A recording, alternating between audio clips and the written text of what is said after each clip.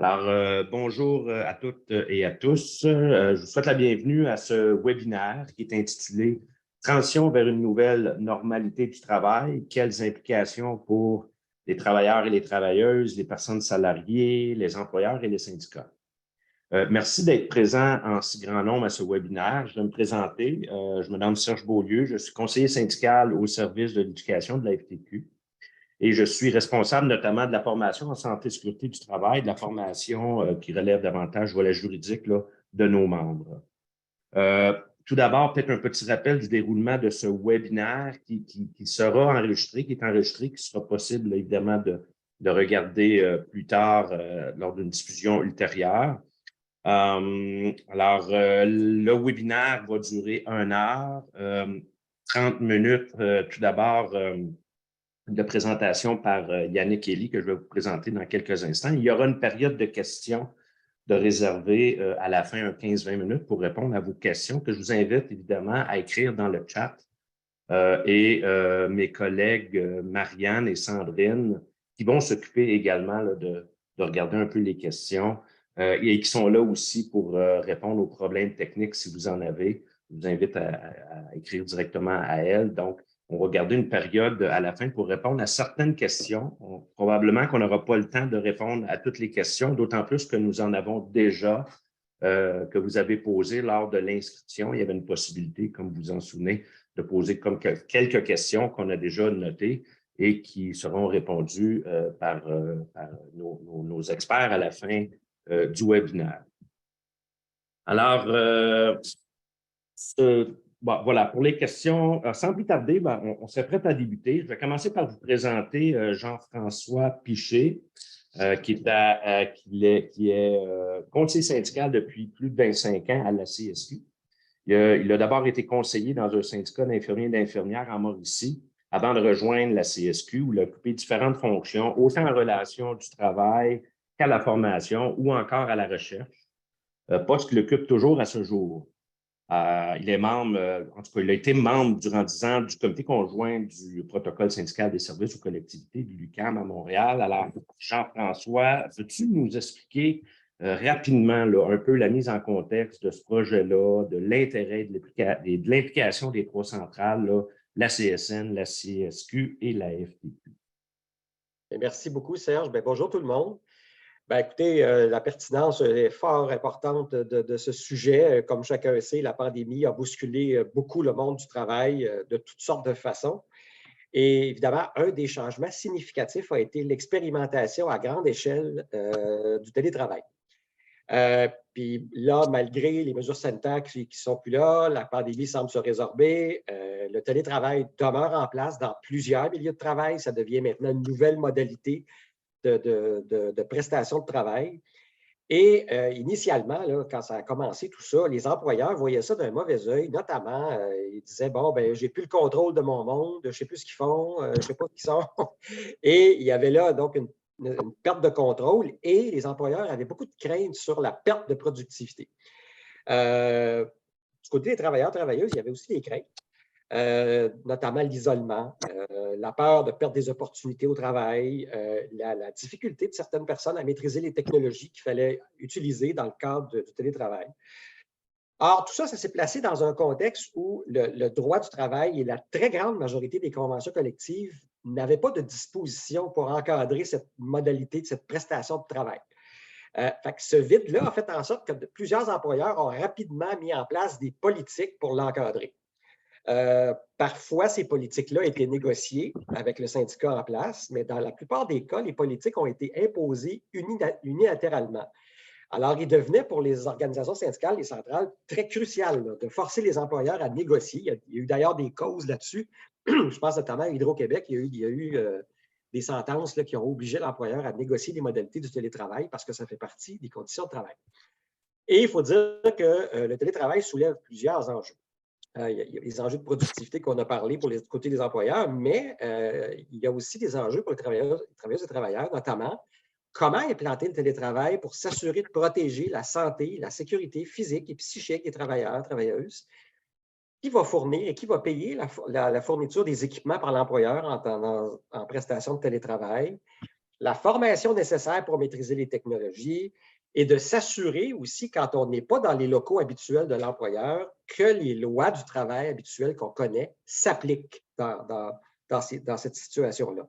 Et que dire de l'enjeu non moins important de la vie privée, parce que de plus en plus d'employeurs vont utiliser des outils technologiques pour surveiller leurs employés à distance, parfois à leur insu, malgré que là, il y a des lois qui vont peut-être arriver là, pour encadrer ça davantage du côté de la vie privée.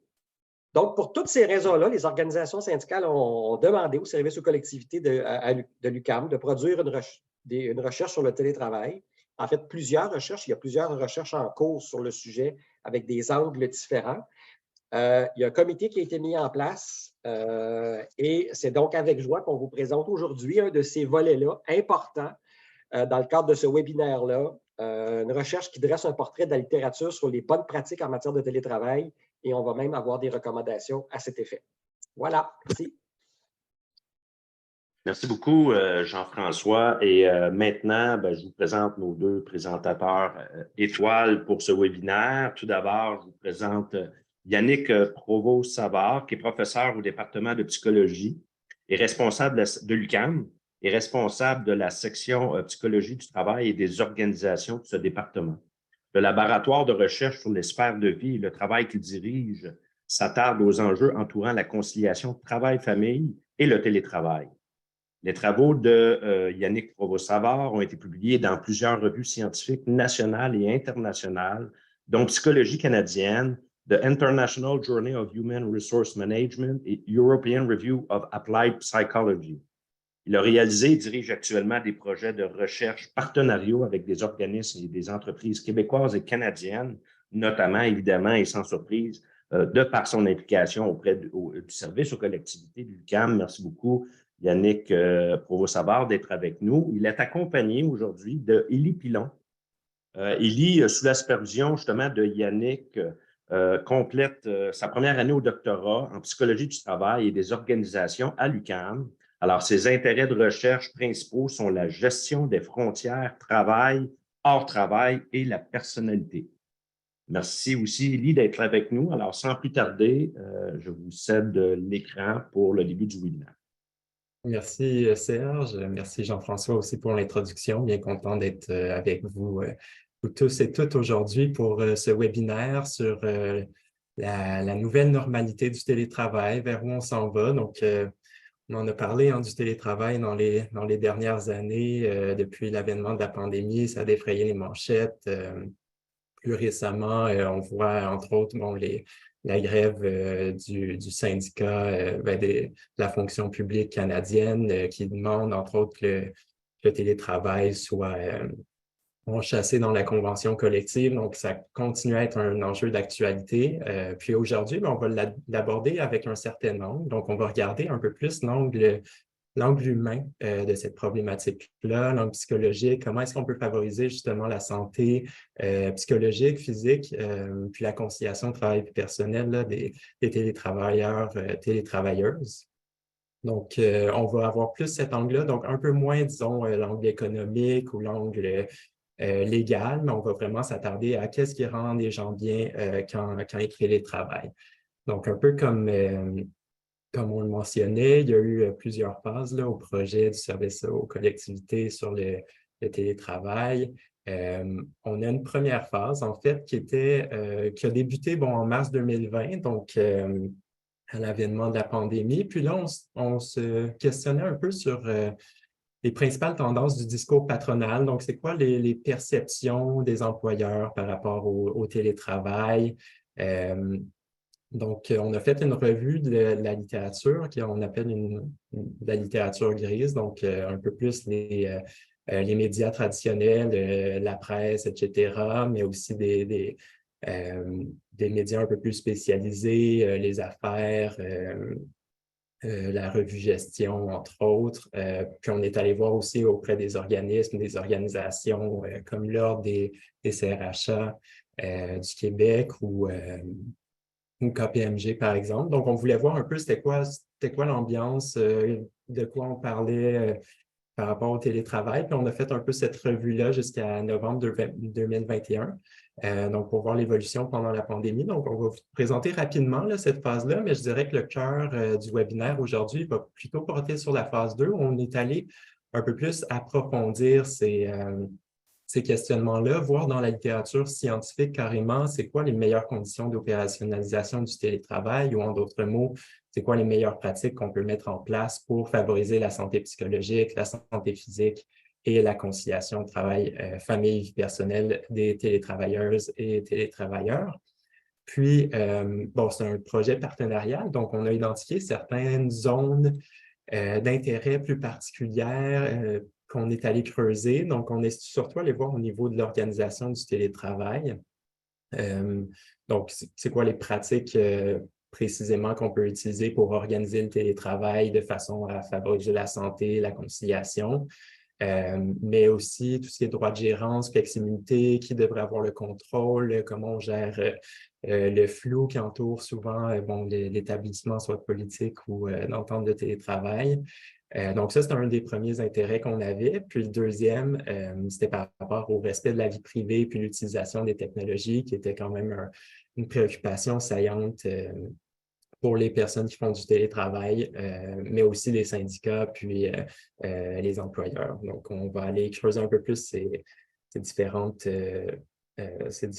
thématiques-là. Donc, méthodologie rapidement, là, sans entrer dans les détails, on est allé voir différentes bases de données, des revues ciblées sur plusieurs bases. Puis on a aussi consulté certains experts pour aller avoir des avis un peu plus précis sur des enjeux comme l'hyperconnectivité ou la surveillance électronique. Donc, on a entre autres consulté Ariane Oulier-Malater, qui est professeure à l'ESG-UQAM. On a aussi consulté Geneviève Richard, qui est doctorante en droit du travail ici à l'UQAM également.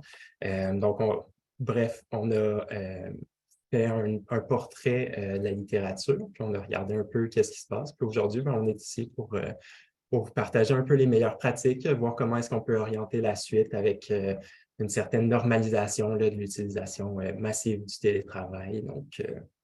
Donc voilà, sans plus tarder, je vais passer la parole à Élie pour un bref sommaire là, de la phase 1 de ce projet-là.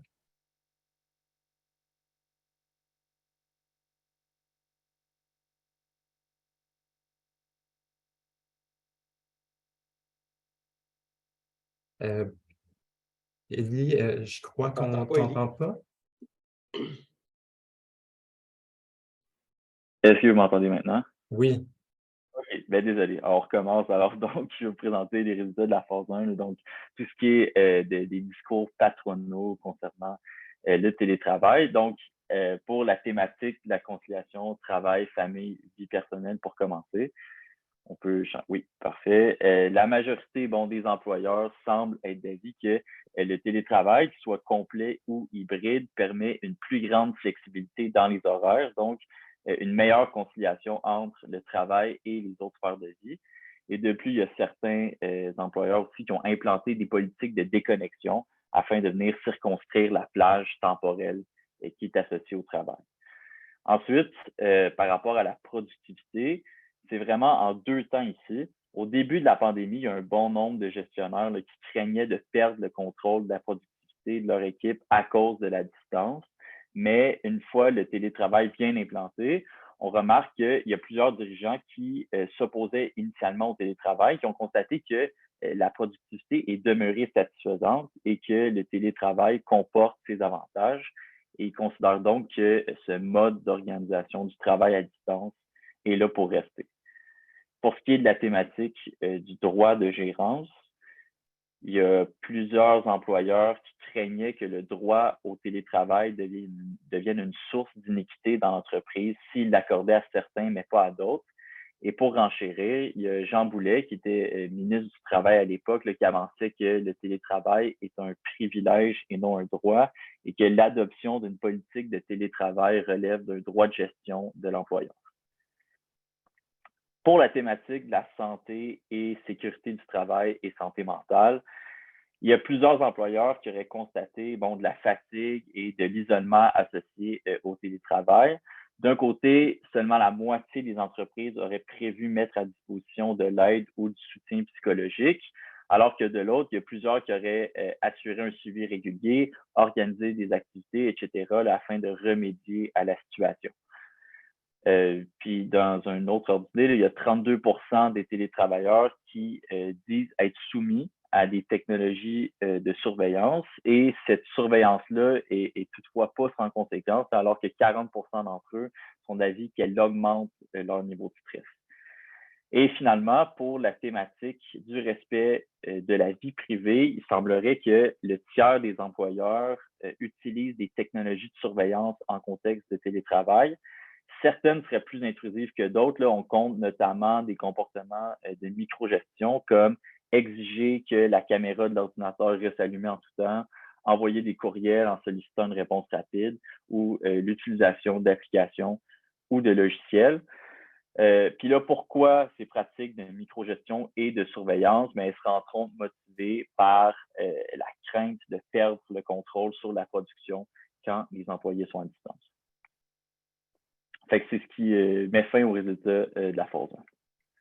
Merci, Olivier. Donc, bref, sommaire de la phase 1, on voulait voir c'était quoi les principales préoccupations. On voit qu'au courant des premières années là, de la pandémie, on a vu les opinions s'améliorer, particulièrement par rapport à la productivité. Donc, au début, on avait des craintes. Est-ce que les travailleurs, travailleuses peuvent être productifs aussi en télétravail? Bon, ça s'est amenuisé, mais il y a quand même certaines craintes qui restaient, un peu comme Jean-François les mentionnait, au niveau de la vie privée, des relations interpersonnelles qui sont dénaturées ou plus difficiles en télétravail.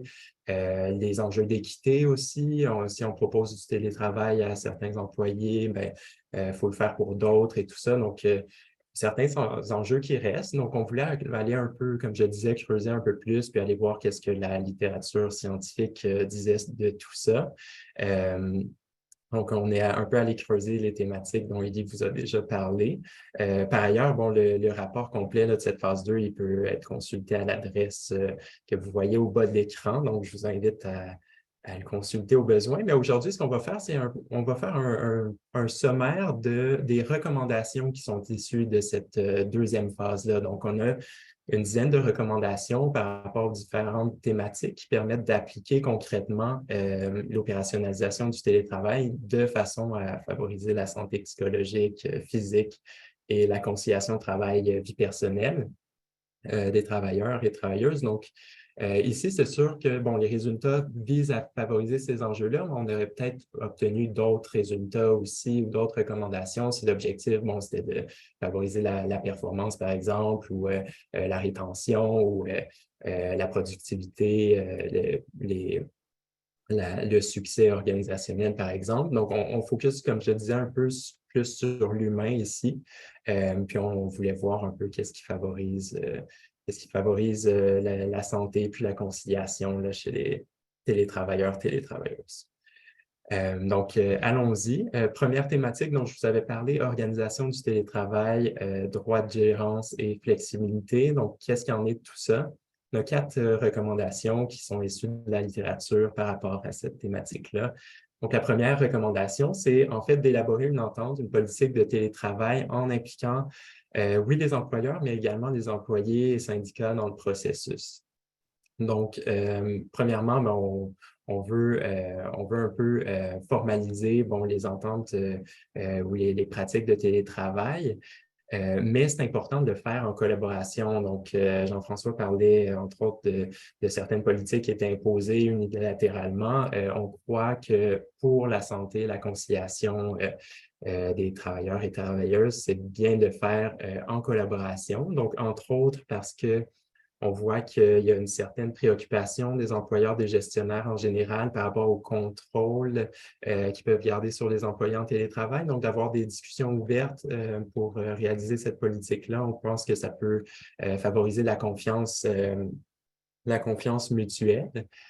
Puis aussi, par rapport à la préoccupation de plusieurs employés qui sont préoccupés souvent par l'équité, de voir qui a droit à quoi, est-ce que certains départements, certains corps d'emploi ont droit à plus de télétravail. Donc, d'ouvrir la discussion, puis de partager un peu le rationnel derrière les différents aspects d'une politique ou d'une entente éventuelle.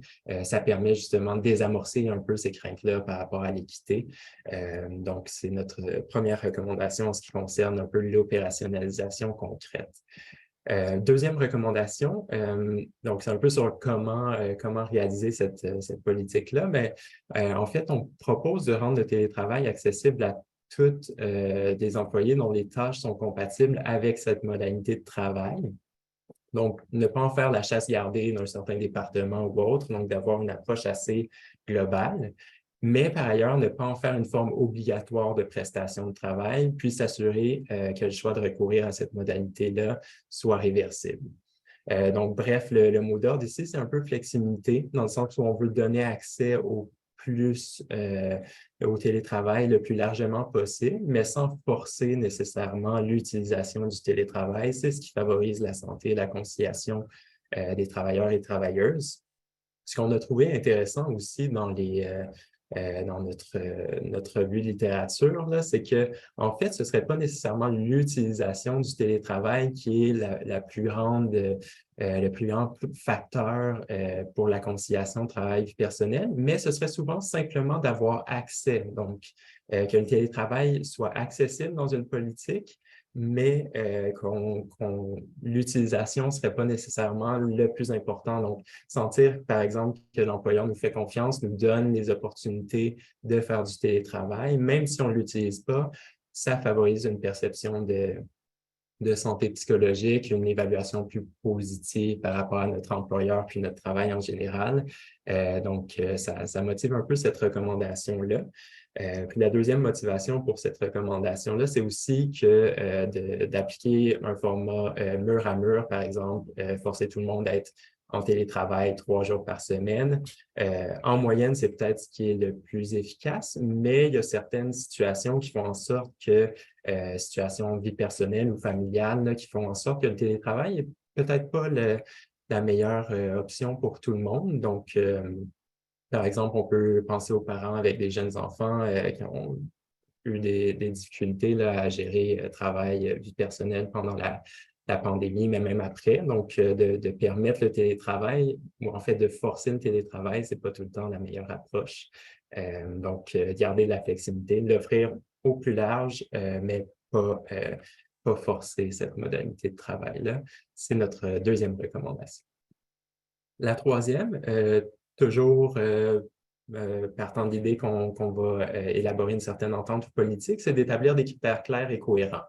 Donc, l'objectif ici, ce n'est pas nécessairement de faire du mur à mur, comme je le disais, mais d'avoir quand même certains critères. On parle, entre autres, dans une éventuelle politique, de parler de qui a accès au télétravail, où le télétravail peut se réaliser. Donc, est-ce que c'est strictement de la maison ou il y a d'autres lieux comme des cafés ou des endroits de coworking qui sont permis, tout dépendamment des enjeux de sécurité d'information, par exemple, on va pouvoir restreindre ou augmenter le lieu physique là, dans lequel on peut réaliser du télétravail. Aussi, les journées permises pour le télétravail ou la fréquence en général permise. Donc, un autre élément qu'on peut spécifier. On peut y aller en termes de journée, mais ce que je trouve intéressant aussi, c'est d'y aller en termes de tâches. Donc, il y a plusieurs entreprises qui ont décidé d'y aller par tâche, donc de dire, bon, en général, le télétravail est permis, sauf, par exemple, pour les rencontres bi-hebdomadaires d'équipe. Donc là, on veut que tout le monde soit en présence pour favoriser un peu ce climat d'appartenance à l'équipe. Donc, il y a certaines tâches qu'on pourrait utiliser comme levier pour favoriser les relations sociales.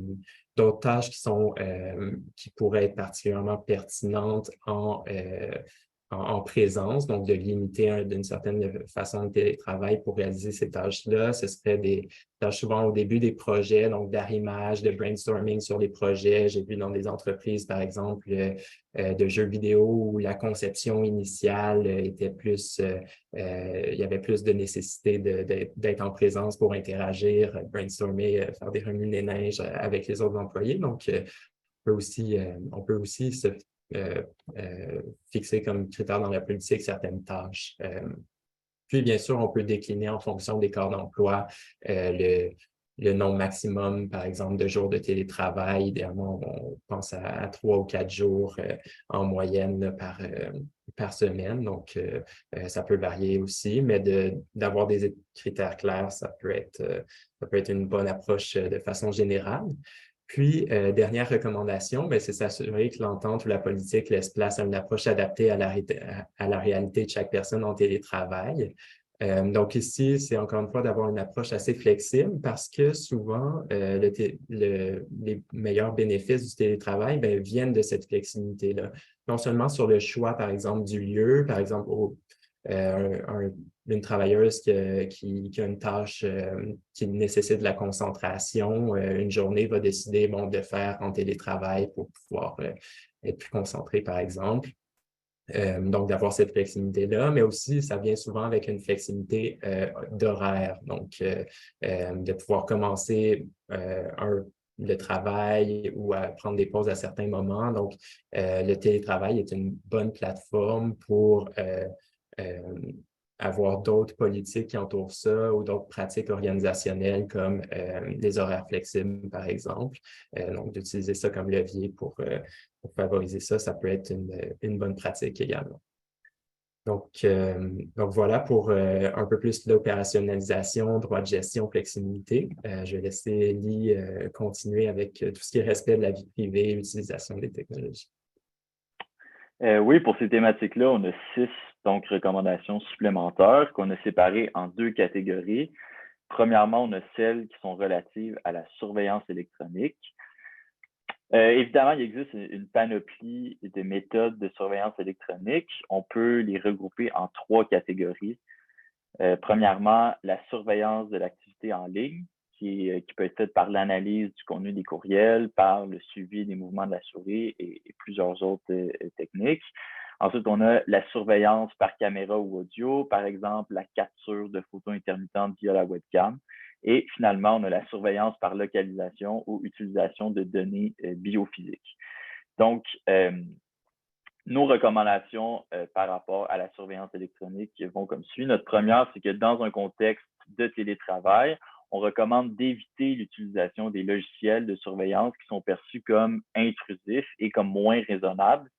Donc, la littérature suggère que les technologies les plus tolérées sont celles dont l'employé voit un lien avec la productivité au travail. Donc, si on revient au contenu de la diapositive précédente, tout ce qui est méthode de surveillance de l'activité en ligne, c'est perçu comme moins intrusif par les travailleurs que la surveillance par caméra ou par audio. Ce qui est paradoxal, là, cependant, c'est que les technologies de surveillance de l'activité en ligne, dans les faits, collectent plus d'informations que la surveillance par caméra ou par audio. Finalement, j'ajouterais un autre bémol là, quant à l'utilisation des technologies de surveillance, c'est que de façon générale, elle pourrait être perçue comme un manque de confiance de l'employeur et donc peut mener à une variété de comportements défensifs ou du moins visant à contourner la surveillance. Pour ce qui est de la recommandation numéro 6 maintenant, en cas de recours aux technologies de surveillance électronique, on recommande de mettre sur pied là, un comité employeur-employé-syndicat pour chapeauter le processus de sélection et d'implantation des technologies de surveillance. Concrètement, il semble que les conséquences négatives de la surveillance peuvent être en partie neutralisées ou, disons, limitées quand les employés ont un pouvoir d'influence sur la façon dont la surveillance est déployée. Ensuite, recommandation numéro 7. Donc, en cas de recours aux technologies de surveillance électronique, on recommande de développer une entente ou une politique définissant clairement les données qui vont être recueillies par les technologies de surveillance et les limites de leur utilisation par l'organisation. Ici, c'est vraiment une question de protection des données personnelles. Par exemple, on sait que les technologies de surveillance et leurs algorithmes d'analyse ont le potentiel d'engendrer des formes de profilage ou de discrimination. Donc, on cherche à éviter les dommages à ce niveau-là en délimitant clairement l'utilisation que l'organisation peut faire des données collectées. Si je peux me permettre là-dessus de rebondir un peu sur ce que tu dis, Élie, par rapport à la gestion des données, limite de leur utilisation. On voit aussi, je disais que l'angle était surtout humain, mais on voit aussi au niveau légal là, certaines avancées, entre autres par rapport aux lois sur la protection des renseignements personnels. On a vu la loi 25 qui a été appliquée au Québec, puis dont le déploiement là, au courant de la prochaine année va forcer les personnes, entre autres les employeurs, là, à divulguer quel genre d'informations sont récoltées sur les employés. Donc, ça va être intéressant de voir aussi comment cette loi 25-là va s'appliquer concrètement, mais il y a quand même des bonnes avancées là-dessus, donc qui devraient aider à faire en sorte que la surveillance est aussi appliquée là, de façon un peu plus transparente là, dans les organisations. Donc maintenant, pour la deuxième catégorie, soit l'hyperconnectivité. L'hyperconnectivité est définie rapidement, mais c'est un phénomène qui peut être contingent au télétravail où le travailleur va être connecté de manière excessive aux technologies de la communication et de l'information. Donc, afin de limiter l'hyperconnectivité et ses conséquences négatives, on recommande premièrement d'établir une entente ou une politique de déconnexion, mettant des balises claires à l'utilisation des technologies à l'extérieur des heures de travail. On sait que le travailleur moyen consacre environ 38 heures par semaine à son travail, donc ce n'est pas un secret. Les organisations ont un rôle prédominant à jouer dans le maintien de la santé psychologique de leurs employés. Donc, à partir de là, pour favoriser le bien-être de la main-d'œuvre, il est nécessaire d'adapter les demandes du travail au nouveau contexte de travail, dans le cas qui nous concerne ici, le télétravail.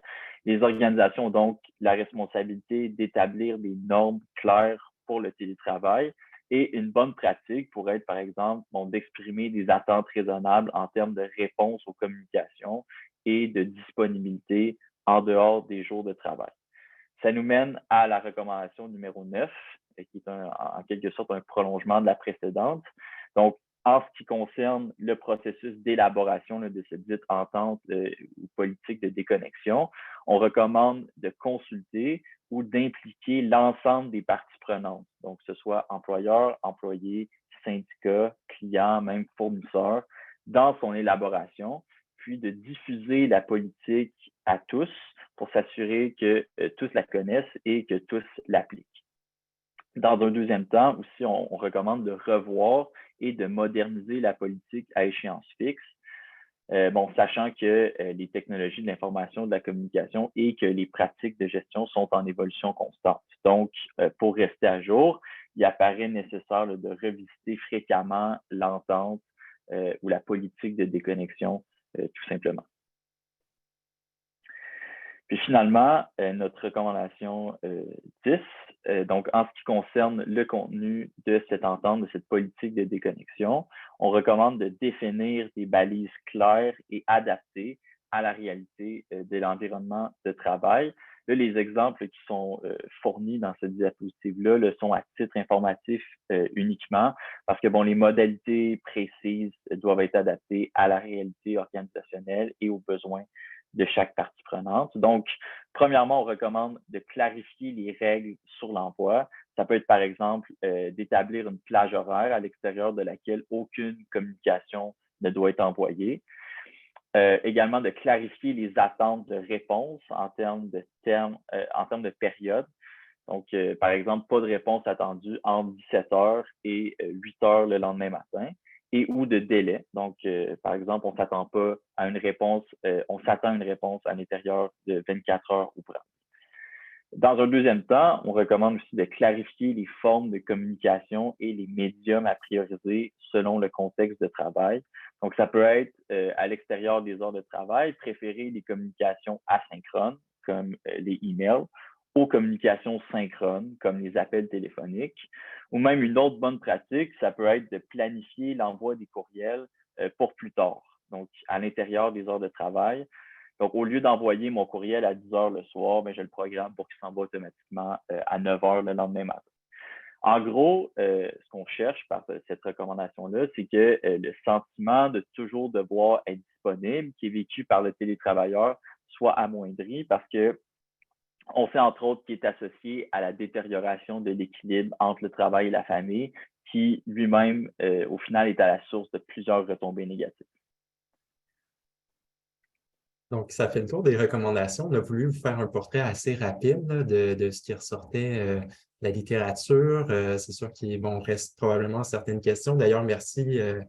Plusieurs d'entre vous nous ont fait parvenir des questions là, par le formulaire d'inscription. Donc, on va avoir le temps de répondre à vos questions. Donc, Serge, je te laisse la main pour la suite. Oui, parfait. Merci beaucoup, Yannick et Élie. Alors, nous avons déjà quelques questions, autant dans le chat qu'on avait déjà noté là, lors de l'inscription des participants et des participantes. Alors, voici ce que je propose de faire. Je vais y aller en alternance entre les questions du chat et les questions déjà prises au début. Alors, une première question pour vous et qui recoupe aussi là, certaines questions que j'ai vues dans le chat. Comment on peut maintenir la vie sociale dans une organisation en mode hybride? Hein? Comment on peut nourrir les relations interpersonnelles malgré la présence du télétravail?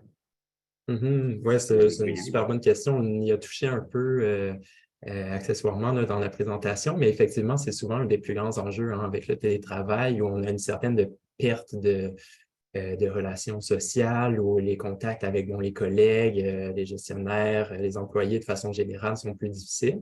Puis on sait que dans les théories psychologiques, entre autres la théorie de l'autodétermination, on voit que le besoin d'affiliation personnelle, donc d'avoir des relations interpersonnelles qui sont enrichissantes, qui sont riches, est un besoin fondamental chez l'être humain et que le travail, en fait, pour plusieurs personnes, est une des sources principales de satisfaction de ce besoin-là.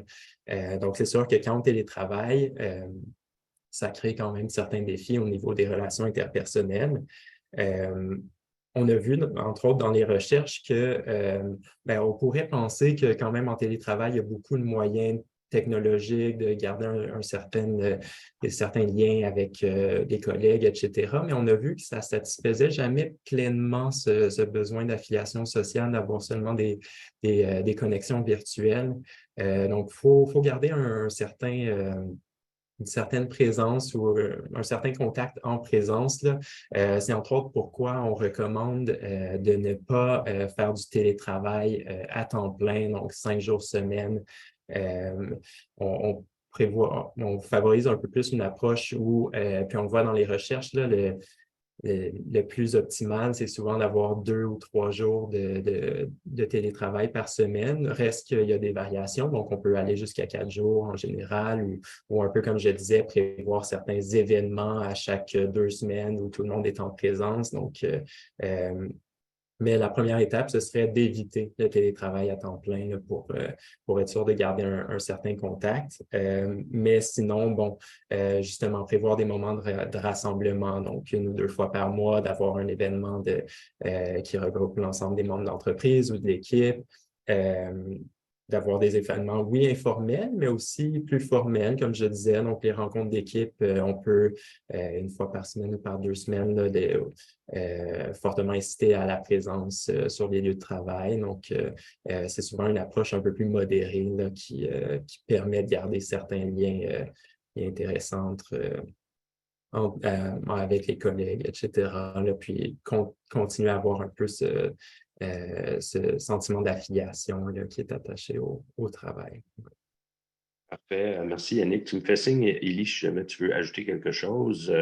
Sans ça, je vais aller. J'ai Ghislain Montt qui pose une question dans le chat. Alors, plusieurs études nous disent que généralement, les employés sont plus productifs en télétravail qu'au bureau. Pourtant, la Chambre de commerce de Montréal affirme que le télétravail engendre plutôt une baisse d'efficacité et de productivité de groupe. N'est-ce pas incohérent, effectivement? Et qu'est-ce qu'on peut penser de ça, là, des doubles messages qu'on reçoit des fois à gauche et à droite? C'est une très bonne question. La productivité, bon, comme j'ai dit, ce n'est pas nécessairement un des enjeux sur lesquels on a mis l'accent dans cette recherche-là, mais on voit quand même une certaine perception, à tout le moins, là, qu'on a vu évoluer au courant de les premières années de la pandémie, à l'effet que, bon, on avait des craintes par rapport à la productivité, puis finalement, ça ne s'est pas avéré. Donc, il n'y a pas nécessairement de façon générale une baisse marquée de la productivité en télétravail. Donc, tout est souvent plus une question d'adaptation. Donc, ça dépend du contexte. Il y a certaines tâches qui sont effectivement plus propices à être réalisées en présence, des tâches où vraiment où la relation sociale est importante, ou des tâches de remue-ménage, brainstorming avec l'équipe, etc. Souvent, ça se fait un peu mieux en présence ou dans des phases des différents projets où on a besoin d'interaction. Bien là, effectivement, si on est en télétravail à temps plein, il y a peut-être une certaine baisse d'efficacité, mais de façon générale, on voit que souvent pour les tâches un peu plus qui nécessitent la concentration, de donner justement la flexibilité aux employés de choisir c'est quoi le meilleur contexte pour réaliser leurs différentes tâches. C'est souvent une approche qui est gagnante, là. Donc, c'est les employés qui connaissent le mieux souvent leurs tâches, puis se connaissent mieux eux-mêmes, elles-mêmes aussi, là, dans le sens où elles vont savoir que pour certaines tâches, ben, j'ai besoin de la concentration. Là. Je ne veux pas être dérangé, tout ça, donc je vais être plus productif, être seul chez moi, puis alors que pour d'autres tâches, ben, j'ai besoin d'avoir une certaine interaction. Donc, ça varie aussi beaucoup en fonction des corps d'emploi. Mais je pense que cette approche flexible-là, de façon générale, permet d'au moins maintenir la productivité en télétravail, sinon d'augmenter. Je confirme, en ce qui me concerne. J'ai une autre question ici de Jeanne Pellebois. Bien que les craintes face au télétravail aient diminué au fil de son implantation chez les employeurs, quelle est leur position dans ce contexte post-pandémique? La diminution des craintes mène-t-elle à un maintien du télétravail? Très bonne question. Donc, on a vu notre première phase. Notre première phase portait un peu plus sur la première année et demie de la pandémie. Donc, qu'est-ce qui se passe en ce moment? Ben, on voit un peu dans les médias, sans avoir fait une revue exhaustive, là, qu'il y a un certain retour du balancier. Donc, on voit que bon, les impératifs pour favoriser, pour promouvoir le télétravail, distanciation sociale, etc., sont moins là. Puis, il y a un certain retour du balancier chez les employeurs, certains employeurs qui veulent favoriser un retour plus rapide au télétravail ou de fixer certaines politiques, certaines politiques plus restreignantes ou à la limite coercitives sur le retour en présence au bureau.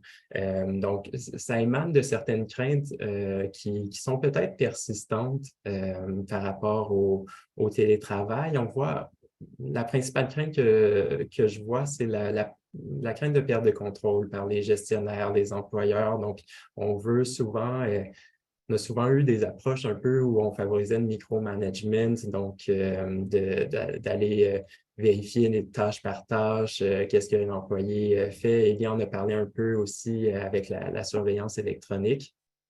Donc, d'aller vérifier est-ce que la personne travaille bien au moment où elle est censée travailler, tout ça. Donc, ça peut être difficile pour certains gestionnaires d'adopter une approche qui est peut-être plus positive, plus ouverte par rapport aux employés. Entre autres, en psychologie organisationnelle, on voit ce qu'on appelle la théorie X et Y de McGregor. Entre autres, ce que cette théorie-là postule, c'est qu'il y aurait deux visions des employés. Donc, théorie X, c'est un peu penser que les employés sont foncièrement paresseux, qui vont faire tout ce qu'ils peuvent pour éviter de réaliser certaines tâches. Alors que la théorie Y, qui est un peu en compétition avec la théorie X, c'est de dire que les employés vont vouloir naturellement d'eux-mêmes s'engager dans le travail, donner un sens à leur travail, s'investir. Donc, ces deux théories-là ont été mises en compétition dans la littérature. Puis on voit que dans la littérature sur le management, en psychologie du travail et des organisations, c'est plus la théorie Y qui fonctionne, qui favorise la motivation, l'engagement des employés. Donc, ces craintes-là sont un peu infondées dans le sens où quand on laisse la plupart du temps la liberté aux employés de faire le travail comme ils et elles veulent, c'est là où il va y avoir la meilleure productivité, la meilleure motivation, le meilleur engagement envers l'entreprise, etc. Donc, d'avoir une approche un peu plus libre ou faire, par exemple, de la gestion par résultat plutôt que de la micro-gestion. Donc, de fixer les grands objectifs de travail. Ça peut être une approche qui fonctionne avec le télétravail, mais reste que certaines craintes sont encore là. Donc, c'est un peu pour ça qu'on voit peut-être un retour du balancier. Entre autres aussi, bon, j'en ai parlé, mais tout ce qui est plus culture organisationnelle, le climat d'équipe, les relations interpersonnelles, ça aussi, ça fait partie des craintes des employeurs qui font qu'on a un certain retour de balancier. Mais bon, comme on voit une approche un peu plus flexible, là, de façon générale, peut continuer à maintenir la productivité en télétravail. Puis la plupart de ces craintes-là, si on a des approches optimales, ne sont pas fondées, en fait. C'est bon, merci. Maintenant, une question qu'on avait eue au départ lors des inscriptions. Je ne sais pas si vous avez remarqué dans vos recherches. En fait, avez-vous remarqué s'il y avait des différences entre les genres qui étaient observés relativement au télétravail? Ah oui. Élie, peux-tu répondre à ça?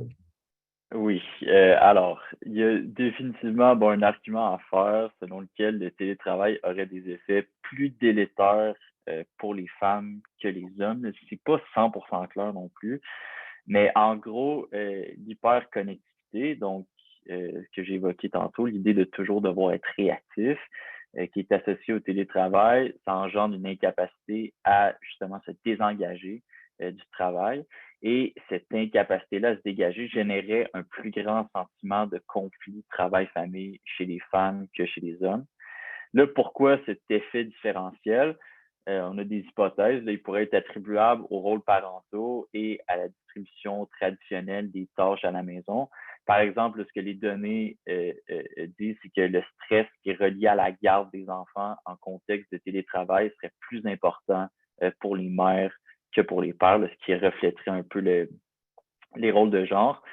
Et après, il y a d'autres études qui rapportent que dans un contexte de télétravail toujours, les mères auraient plus de difficultés à se concentrer au travail que les pères et qu'elles rapporteraient plus de difficultés à trouver un équilibre entre la vie professionnelle et la vie personnelle.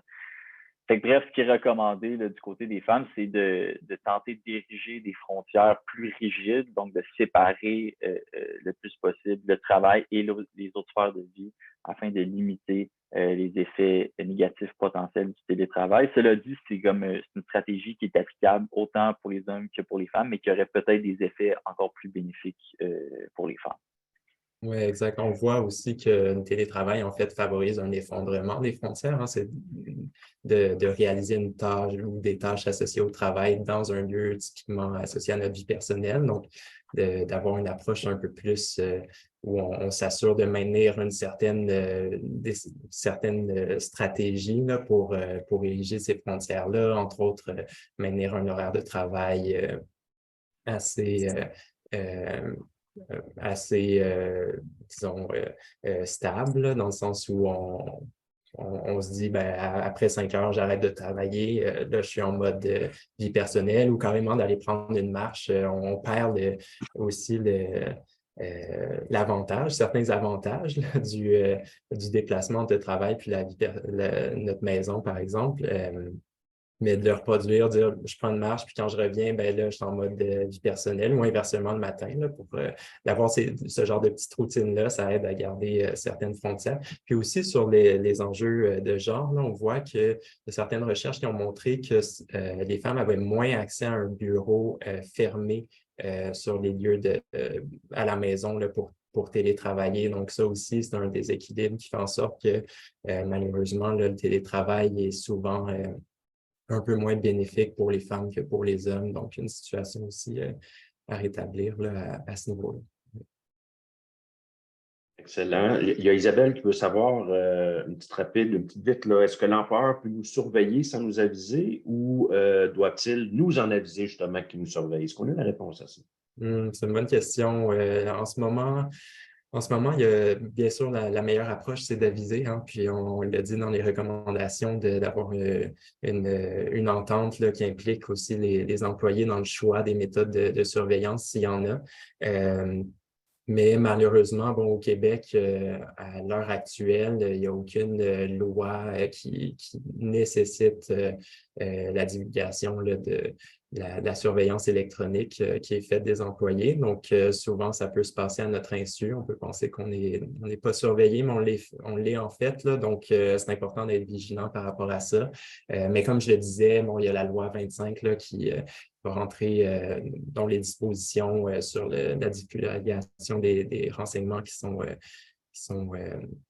enregistrés va prendre effet au courant de l'automne prochain. Donc, ça va être intéressant de voir les effets de ça. Mais on voit aussi qu'en Europe, bon, les législations sont un peu plus avancées par rapport à l'Amérique du Nord. Donc, mais au Québec, en ce moment, il n'y a pas d'obligation formelle à ce niveau-là.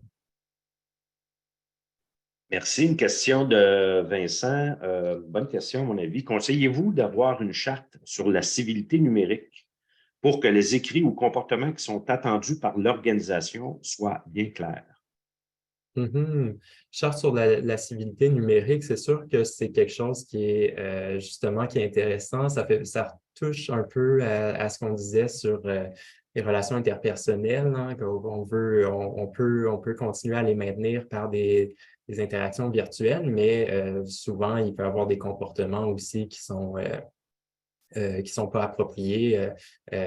Souvent, le virtuel fait en sorte qu'on se détache ou qu'on a moins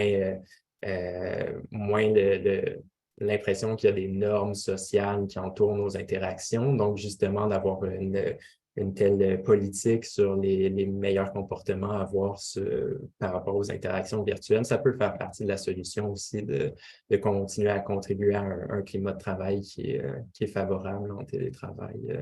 Très bonne suggestion. Merci. Question, un autre là, qui était issu là, des questions posées lors de l'inscription.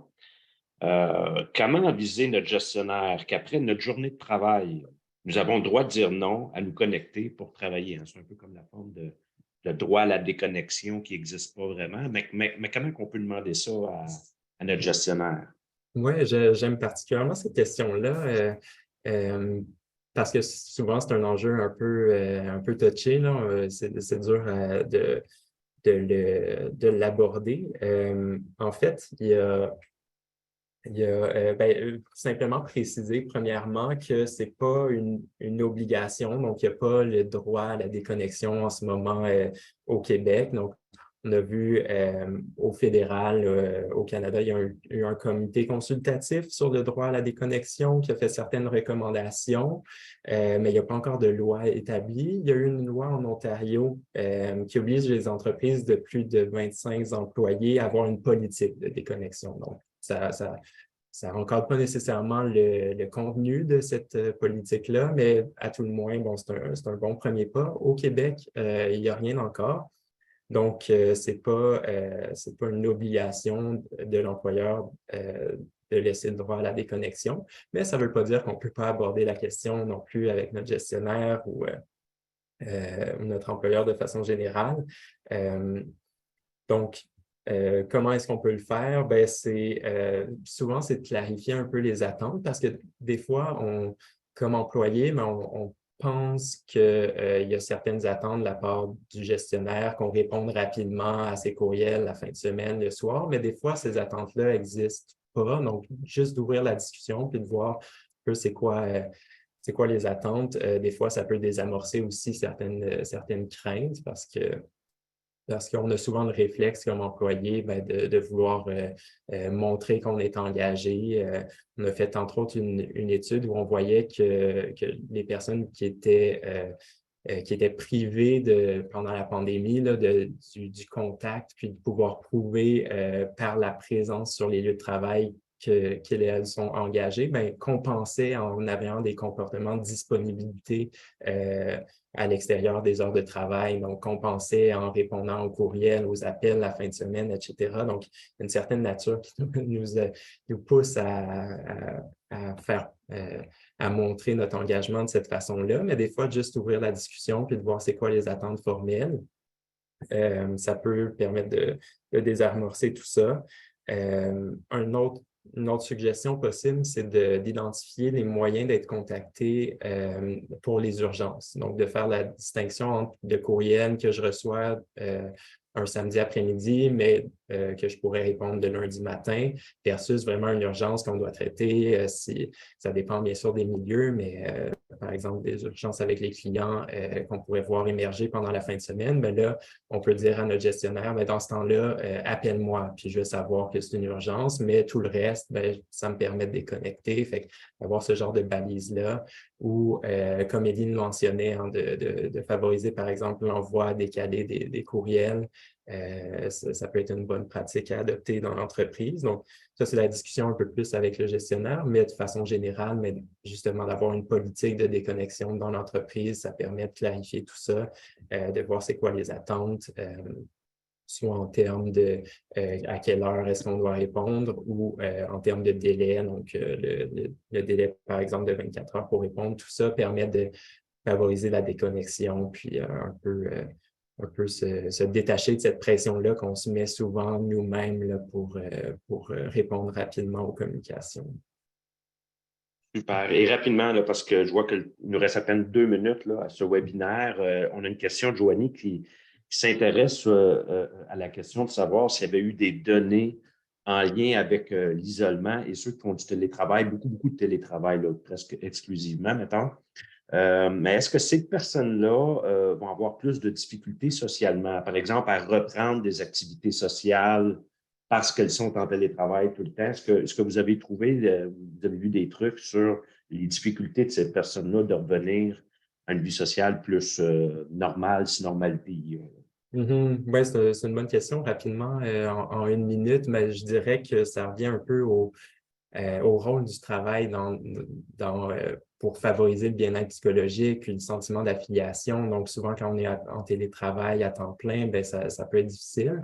Ce qu'on peut pressentir, c'est que les personnes peut-être plus introverties vont avoir moins de difficultés, donc ont moins ce besoin d'avoir des relations sociales de façon extensive. Ou des fois, il y a des personnes aussi qui ont un réseau très étendu d'amis, de famille, donc dans leur vie personnelle, ont des relations sociales qui sont très complètes, donc qui permettent d'être un facteur protecteur contre la perte de relations aussi quand on est en télétravail à temps plein. Mais idéalement, ben, c'est de ne pas viser le télétravail à temps plein justement pour éviter ces conséquences négatives. Bien, merci beaucoup à vous. C'est déjà la fin. Il est 13 heures. Alors, merci à vous tous et toutes pour vos questions et pour d'avoir resté, pour votre inscription, mais d'avoir resté à ce webinaire. Merci beaucoup. Merci à nos chercheurs, Yannick et Élie, pour votre participation. Merci aussi à Jean-François Piché pour la brève mise en contexte et l'intérêt des centrales là, pour ce sujet de recherche-là qui est fort intéressant. Merci aussi à Marianne Guyon-Théberge et Sandrine Allen à l'UQAM pour le soutien technique. Alors, il me reste à vous souhaiter une belle après-midi et au plaisir de se revoir. Et merci à toi, Serge, pour l'animation. Oui, merci. Au plaisir.